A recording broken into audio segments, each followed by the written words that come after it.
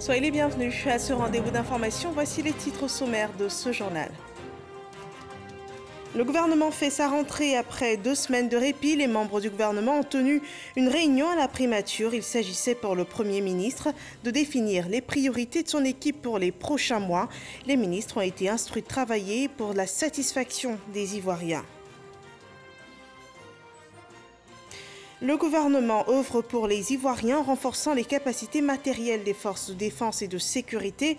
60 nouveaux véhicules ont été remis par le Premier ministre Ahmed Bakayoko à l'armée et à la gendarmerie nationale au nom du chef de l'État Alassane Ouattara.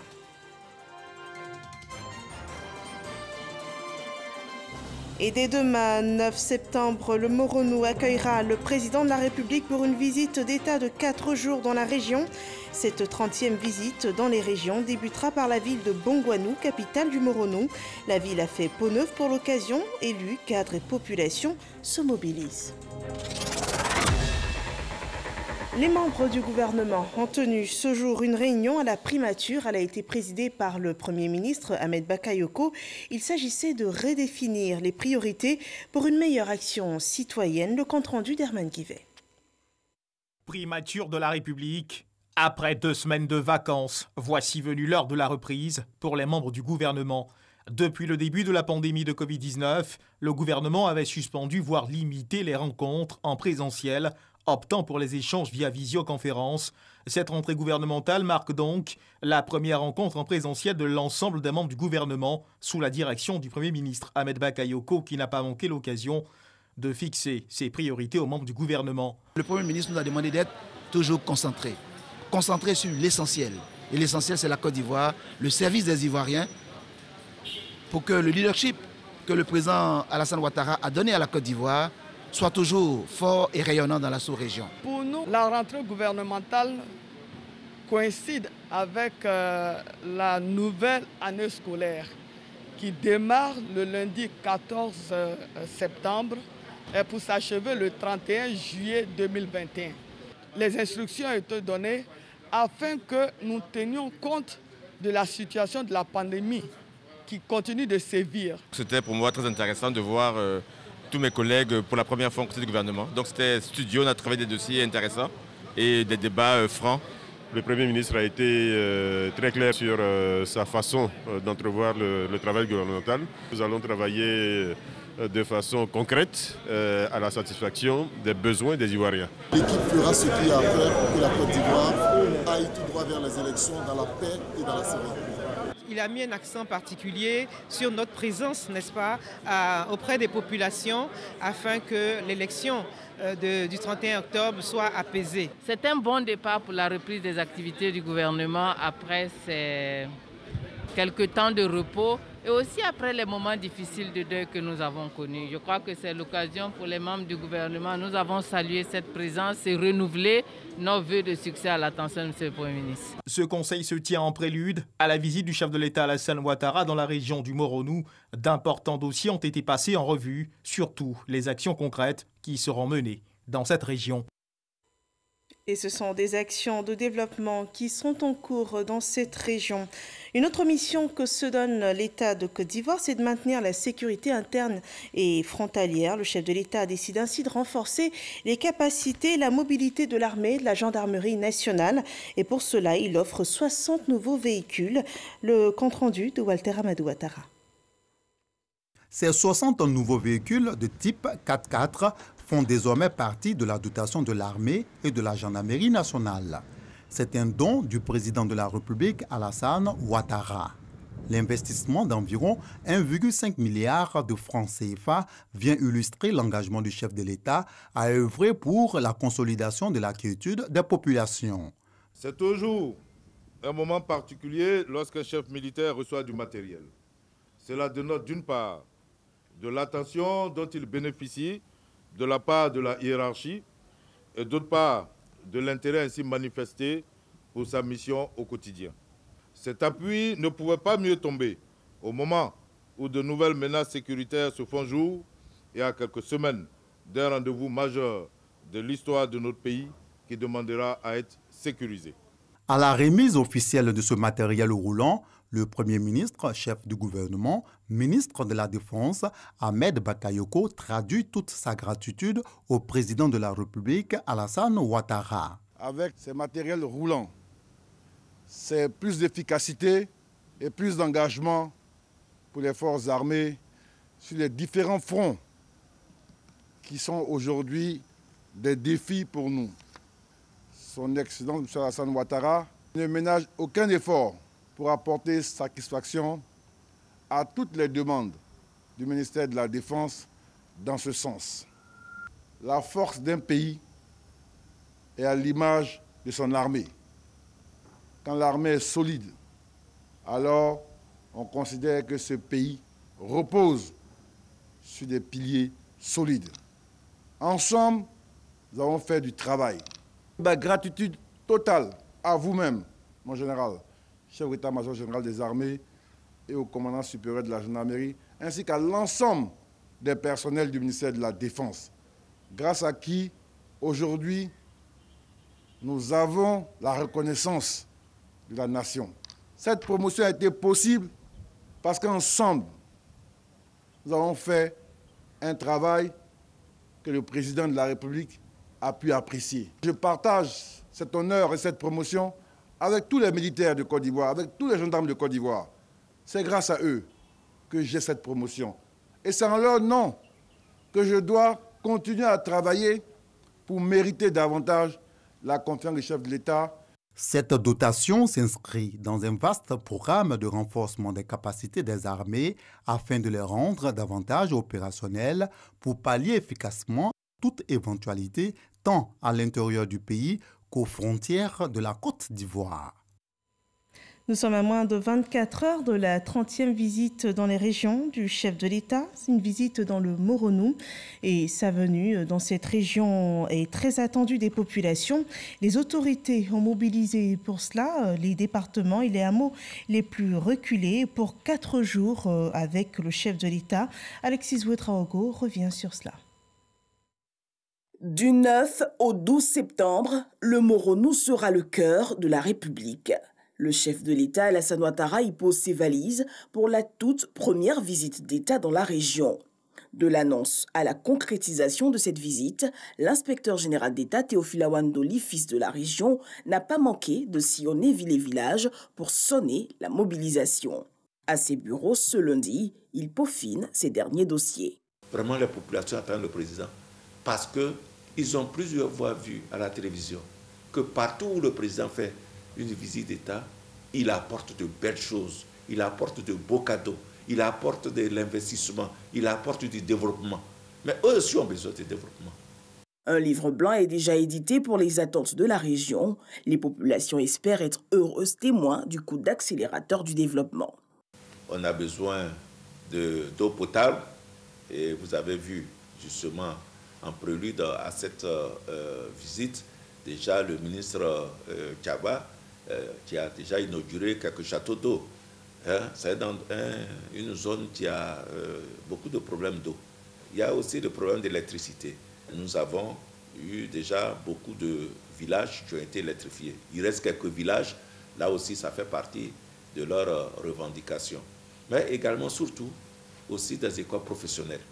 La route précède le développement. Bon, écoutez, comment le président envoie le développement, nous demandons qu'il y a aussi beaucoup de routes. À moins de 24 heures de ce jour attendu, Théophile Awandoli lance cet appel à tous les fils du Moronou. Une visite officielle, c'est la première fois que nous l'avons. Et par conséquent, l'appel est lancé et déjà entendu. Et je peux rassurer, allez, vous verrez. Selon l'agenda du chef de l'État, cette visite débutera par la ville de Bongouanou, capitale de la région. Kotobi et les villages environnants se préparent à accueillir le président de la République. C'est ce que nous dit Eugène Atoubé. De Bongouanou à Andé jusqu'à Grégbe, sous-préfecture dans la région du Moronou et porte d'entrée dans l'Ifou par la ville de Daoukro, c'est le temps des préparatifs et l'enthousiasme chez les populations. Ce matin, dans le village de Nguinou, cadres, notabilité et population en présence du sous-préfet de Bongouanou se sont accordés sur les dernières modalités pour ce qui est de la contribution de ce village à la réussite de la visite d'État du président Alassane Ouattara dans le Moronou. nous allons nous organiser pour qu'il y ait le maximum de population, pour lui réserver un accueil vraiment inoubliable. De mémoire de cadre, c'est la première fois que nous accueillons un chef de l'État chez nous en visite d'État. Tout ce que nous on lui demande de faire pour nous, c'est de nous aider. En Guinée comme ailleurs, dans le Moronou, les mêmes préoccupations, les mêmes attentes. Alors, on entrevoit de cette visite d'État beaucoup de retombées. Kotobi, sous-préfecture, est l'une des fiertés de la UNO avec ses 4 villages déjà fiers de ses acquis, espère le renforcement de ceux-ci et que soient créées pour les populations les conditions de leur bien-être. Il faudrait qu'on ait une structure étatique, une structure décentralisée pour pouvoir mener à bien l'action globale du développement. Je veux parler de la mairie. Kotobi est sous-préfecture depuis 2013, mais jusque-là, nous n'avons pas de bureau approprié et cela met mal à l'aise tout le monde.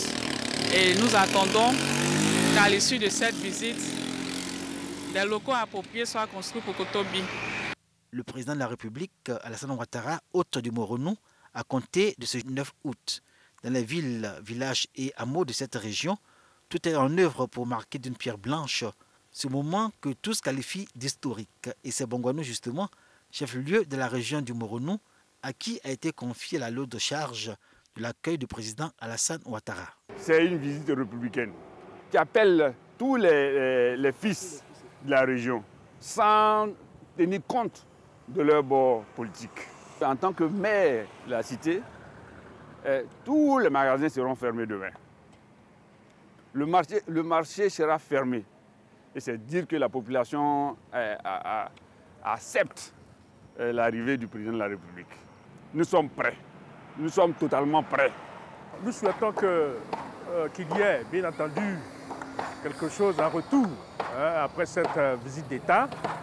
Mais dans tous les cas, ce que nous retenons, c'est que c'est un honneur pour nous. Tous les fils et toutes les filles sont mobilisés pour réserver un accueil digne de ce nom, digne du Morofoué, à son Excellence, Monsieur le Président de la République. Outre l'accueil, Bongwanou va abriter le meeting de clôture le samedi 12 août. Entre mobilisation des populations, opération de salubrité assainissement, traitement de la voirie et embellissement des principales artères de la ville, la cité des Hérons ouvre tout sourire ses bras à la Côte d'Ivoire entière, avec l'espoir de tirer de cette visite d'État des bénéfices à tout point de vue. Et on l'a bien compris, si le président effectue ce déplacement, c'est bien pour toucher de près les réalités des populations. Le besoin d'être fourni en électricité en fait partie. Les villages de plus de 500 habitants ont été raccordés au réseau électrique national. Et à 4 km de Bongwanou, le village de Nanan Aswakro, le chef de l'État procédera à la mise en service des postes, car ce village a bénéficié du programme électricité pour tous. Voyons l'effervescence à moins de 24 heures de l'événement, et cela nous est rapporté par Mahama Traoré. Dans le village de Nana Aswakro, les agents de la compagnie ivoirienne d'électricité s'attellent aux derniers travaux de raccordement et à la pose des premiers compteurs de courant. À la veille de la connexion du village au réseau électrique national prévu ce mercredi, Gaston peut se targuer d'être l'un des premiers abonnés. Alors ce quinquagénaire suit de près l'installation des câbles dans la concession qu'il a vu naître. Je n'ai jamais eu de l'électricité. Depuis mon papa, quand il vivait, c'était son grand souhait. Les enfants, même pour étudier, ils sont obligés d'allumer les lampes tempêtes, des bougies. Aujourd'hui, un enfant va à l'école avec les lampes tempêtes, ce n'est pas normal. L'électricité, ça va nous vraiment beaucoup soulager la famille et tout le monde. L'électricité va aussi changer la vie des centaines d'habitants de Nana Aswakro et le changement sera apporté en personne par le chef de l'État. Devant un tel privilège, le village est en effervescence, les jeunes en premier. Tout le monde est prêt parce que c'est un rêve à réaliser. Et c'est du rêve à la réalité. Et c'est ce que nous avons vu. Avant même qu'il arrive déjà, nous voyons déjà les réalités qui sont là. Donc nous pensons que demain, là, il arrive là, c'est chez lui, il arrive. Et ses enfants l'attendent, ses fils l'attendent. Loin de l'imaginer, Nana Aswakro dit avoir un lien particulier avec le président Alassane Ouattara. Mieux que quiconque, Nana Aswakro, chef du village, connaît l'histoire de ce lien. Au temps où le Moronou était la banque nationale du cacao, l'oncle d'Alassane Ouattara, Soma Ouattara était venu pour former de travailleurs pour nous aider. Ils ont formé un petit quartier dans le village de Nana Aswakro. On a vécu comme des frères, des parents. À la salle même de son jeune âge, ça, il passait ici. Mais comme ça, il y a longtemps, c'est un souvenir. Preuve que l'électricité était attendue à Nana Aswakro, 90 ménages du village ont déjà fait une demande d'abonnement auprès de la compagnie ivoirienne d'électricité. Comme à Nana Aswakro, il y a de bonnes nouvelles dans le secteur des médias en Côte d'Ivoire. On parle de coopération entre les médias d'État du pays, de la Côte d'Ivoire et de l'Égypte. Le ministre Sidi Touré rencontrait hier une délégation égyptienne, une rencontre qui s'est tenue en présence de directeurs du groupe RTI. Nous en parlons avec Serge Coléa. La délégation égyptienne était conduite par son ambassadeur en Côte d'Ivoire. Son Excellence, Wael Badani, était accompagné du directeur de la radio nationale égyptienne. Nous avons exploré plusieurs champs d'activité dans lesquels nous allons commencer dès maintenant à voir comment réaliser les matériels de coopération que nous avons abordés, que ce soit à la télé ou à la radio aussi, puisque nous avons beaucoup de champs d'intérêt communs. Au bénéfice des deux peuples, peuple égyptien et peuple ivoirien. En Côte d'Ivoire, nous avons beaucoup de matériel culturel dont nous pourrions profiter en Égypte. Et en Égypte aussi, nous avons beaucoup de documentaires, de matériel culturel aussi que nous souhaiterions partager avec vous. Et en français, cette coopération se fera en français. Message bien reçu par le ministre de la Communication et des Médias. Sidi Temoko Touré entend s'impliquer dans le succès de cette future collaboration. La partie ivoirienne aura un grand intérêt à matérialiser, à structurer ces relations d'interaction fraternelle avec la partie égyptienne. Abiba Dambélé, directrice des journaux d'information, représentant le directeur général, et Sali Sulier Konaté, directrice de Radio Côte d'Ivoire, ont également pris part aux échanges. Les deux responsables de la RTI ont partagé quelques réalités professionnelles avec le directeur de la radio nationale égyptienne. Nous parlons économie à présent. Le crédit bail, cette solution de financement reste peu exploitée par les entreprises. C'est le constat des acteurs du secteur financier. Une session de formation sur le cadre réglementaire du crédit bail en Côte d'Ivoire a été initiée. Cheikh Koné revient sur les objectifs.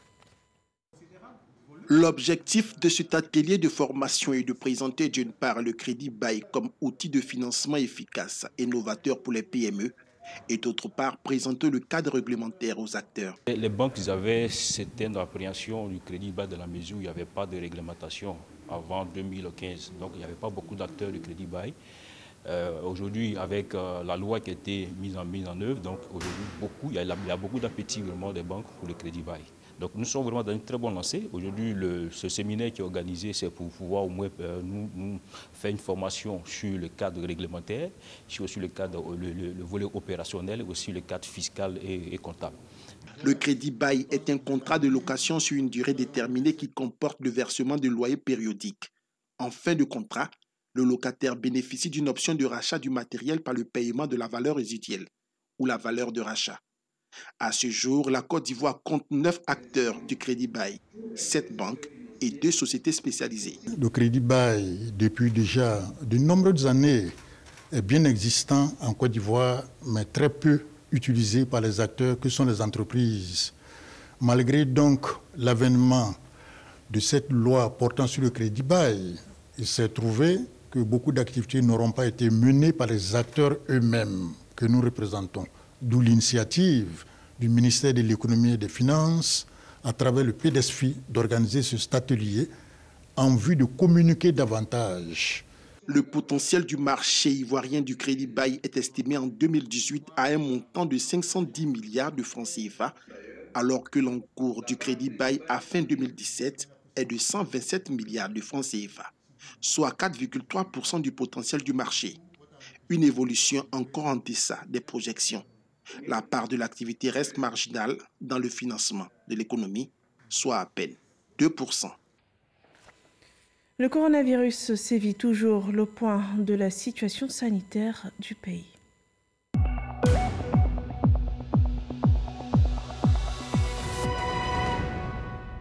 Le ministère de la Santé et de l'Hygiène publique annonce ce jour 77 nouveaux cas de Covid-19 sur 492 échantillons prélevés et 89 nouvelles guérisons ont été aussi répertoriées. Ce 8 septembre 2020, la Côte d'Ivoire compte 18 778 cas confirmés, 971 cas actifs restent encore en pleine lutte contre la pandémie. Et nous sommes tous invités à continuer d'adopter la pratique contre les bonnes pratiques en respectant les mesures barrières pour lutter contre le coronavirus. Cette consigne semble porter du fruit. Un taux de guérison avoisinant les 95% a été observé de fin août à début septembre, suivant ce rapport d'Issaïo. La pandémie du coronavirus n'est pas encore terminée. C'est le constat fait par Dr Edith Kwasi, conseillère technique au ministère de la Santé et de l'Hygiène publique. Au cours du point presse hebdomadaire du coronavirus, elle a noté un relâchement au niveau des mesures barrières, malgré un excellent taux de guérison. La semaine écoulée a enregistré 202 nouveaux cas de Covid-19 en plus par rapport à la semaine précédente. Cette évolution à la hausse a été observée sur ces 2 dernières semaines, traduisant ainsi la circulation permanente du virus au niveau communautaire. Cela malgré une relative stagnation constatée dans l'ensemble dernièrement, en particulier durant le mois d'août 2020. Le relâchement généralisé par les populations des mesures sécuritaires et sanitaires en vigueur, surtout les mesures barrières à visée préventive, pourrait l'expliquer. Une augmentation du nombre d'échantillons à près de 1457 en plus, avec une moyenne journalière d'environ 1068 prélèvements, compte un excellent taux de guérison avoisinant les 95% et une létalité ou taux de décès stable autour de 0,64%, reflet de la qualité de la prise en charge par les professionnels de la santé. Le commissaire principal, Charlemagne Bleu, a quant à lui fait le point sécuritaire à Abidjan dans les espaces sonorisés et aux frontières du pays. Dans le cadre de la nécessaire préservation de nos acquis dans cette lutte, les forces de défense et de sécurité ont entrepris des contrôles inopinés dans les établissements et autres lieux ouverts au public, maquis contrôlés, 653, bars et boîtes de nuit contrôlés, 445, restaurants contrôlés, 523, hôtels contrôlés, 422, soit 2043 établissements visités et contrôlés. Au constat général, l'on peut noter une affluence moyenne et un taux de respect quasi satisfaisant, notamment dans les bars et restaurants de Cocody et de Makori. Le recul fâcheux du respect des mesures dans tous les maquis visités nous fonde à annoncer à présent une campagne répressive imminente qui fera appliquer les sanctions allant de la fermeture des 10 lieux à la poursuite judiciaire de leurs tenanciers et ou propriétaires contrevenants. Les 2 conférenciers ont appelé les populations à une vigilance accrue et au respect des mesures barrières pour venir à bout de la pandémie du coronavirus en Côte d'Ivoire. Dans la région du Boclé, le président du conseil régional fait la promotion de la cohésion et de la paix. Son passage dans la ville de Sassandra est rapporté par notre correspondant Sam Kona. Avant d'entamer sa tournée de sensibilisation sur la cohésion sociale pour des élections sans violence, le ministre Philippe Légré, président du conseil régional du Boclé, a réuni les conseillers régionaux, avec qui le député Basile Fregbo a évoqué les derniers développements de l'actualité nationale concernant l'élection présidentielle. Nous sommes très éloignés de la vie de Sassandra. Avec les maçons qui nous parviennent, c'est aujourd'hui que le ministre Légré avec l'honorable Fregbo, on nous a appelés pour nous dire qu'est-ce que c'est la Constitution. Et arrivé au campement, nous avons transmis ce message à toute la population. Après cette rencontre, Philippe Légré est allé parler avec les populations de la sous-préfecture de Sago et celle du village de Niago dans la tribu Niago. Partout où le ministre Philippe Légré est passé, il a appelé les populations à tourner dos à la violence avant, pendant et après l'élection présidentielle d'octobre prochain. Pour le président du conseil régional du Boclé, il faut garder le cap du développement dans la paix. C'est un message de paix, un message de cohésion pour toutes les populations de la région de Boclé. Le fait de leur permettre de tourner le regard vers le développement, vers celui qui peut nous apporter le développement, la paix. Et à l'heure actuelle, on ne peut se tromper.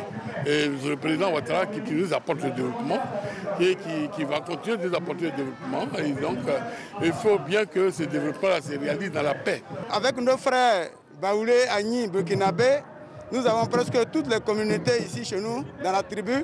Nous voulons la paix. Et donc, cette tournée du monsieur le ministre nous rassure. Nous sommes confiants que les élections seront faites dans un cadre de paix. Parce qu'en réalité, sans la paix, il n'y a pas de développement. Philippe Légré a tenu à marquer un arrêt à cet endroit. La raison. Mais on ne peut que s'arrêter pour voir le travail du président Ouattara. C'est le président Ouattara qui fait ce travail-là.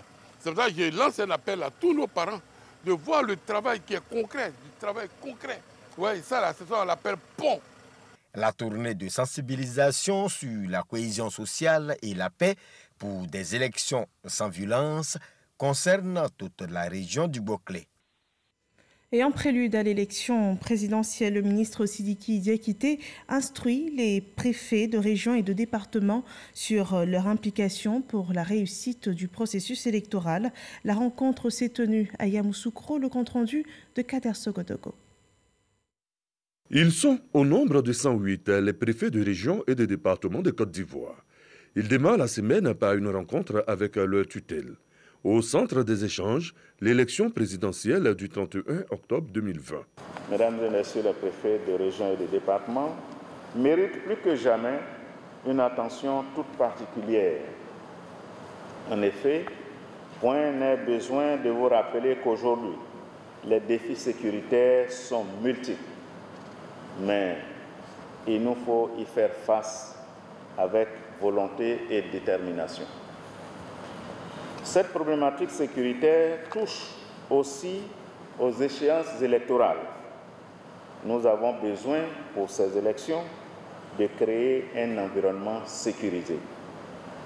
Il s'agit pour nous d'une exigence régalienne qui renforcera la crédibilité de notre démocratie à travers ces élections présidentielles dont les enjeux sont évidents pour chacun d'entre nous. Le ministre Sidiki Diakité attend du corps préfectoral une participation active pour une élection présidentielle apaisée et sans violence. Témoin majeur de cette rencontre, le ministre-gouverneur Augustin Thiam. Il n'a pas manqué d'émettre un vœu, celui de voir cette élection se tenir dans la paix pour que Yamoussoukro continue sa marche sûre et rassurante vers le développement. Ce sont pratiquement 40 km de routes qui ont été totalement rebitumées, qui ont été reprofilées, dessinées. Son Excellence, Monsieur le Président de la République, vient de nous accorder 40 autres kilomètres qui vont nous permettre de rentrer dans les quartiers, dans les villes. Sur le plan du district, nous avons construit une usine à Tumbokro et nous allons nettoyer le lac, les débarrasser de toutes les laitues qui sont sur les lacs. Et les laitues vont servir à produire de l'engrais liquide et de l'énergie électrique pour alimenter la ville. Bref, nous avons des projets. Et il ne tient qu'aux Ivoiriennes et aux Ivoiriennes de décider si ça doit s'arrêter le 31 octobre ou si ça doit continuer. Proclamation des candidats retenus, campagne présidentielle. Ce sont les deux dernières étapes qui restent avant le scrutin proprement dit, qui, lui, est prévu pour le 31 octobre 2020. L'actualité politique à présent. François Amicha échange avec les responsables de la coordination RHDP des communes de Marcory et de Trècheville. L'objectif de cette réunion, c'est la mobilisation. Le compte-rendu de Moussa Konaté. Albert François Amicha face aux militants du Rassemblement des Oufouettis pour la démocratie et la paix de Marcory et Trècheville. Le coordonnateur régional du RHDP remobilise les responsables du parti de ces deux communes pour les activités politiques à venir.